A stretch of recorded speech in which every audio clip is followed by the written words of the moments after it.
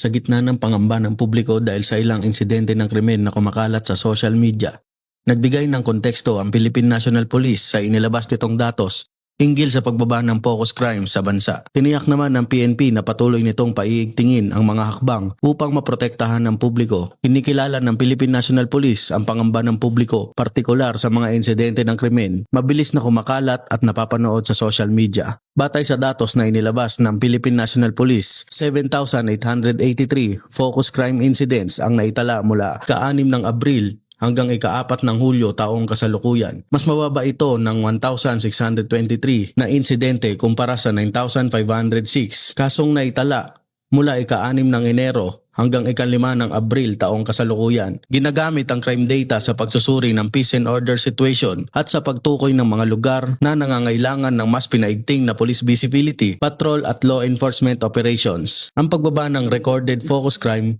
ay hindi nangangahulugang wala ng krimen. Patuloy na kailangan matugunan ng bawat insidente at mapalakas ang pakiramdam ng kaligtasan sa mga komunidad. Kasunod ng mga insidente kinasangkutan ng motorcycle taxi riders, hinikayat ng Philippine National Police ang mga rider na agad tumawag sa 911 kapag nakaramdam ng banta, pinaghihinala ang sinusundan o nakapapansin ng kahina-hinalang kilos. Patuloy din nakikipag-ugnayan ng Philippine National Police sa mga ride-hailing platform, lokal na pamahalaan at police units upang palakasin ang information sharing, police visibility at agarang pagresponde sa mga lugar na nangangailangan ng karagdagang pagbantay. Muling tiniyak ng Philippine National Police na mananatili itong nakatuon sa pagpigil sa krimen, agarang pagresponde at pagpapanatili ng kapayapaan at kaayusan. Hinihikayat ang publiko na agad tumawag sa 911 o lumapit sa pinakamalapit na himpilan ng pulisya kapag nangangailangan ng tulong.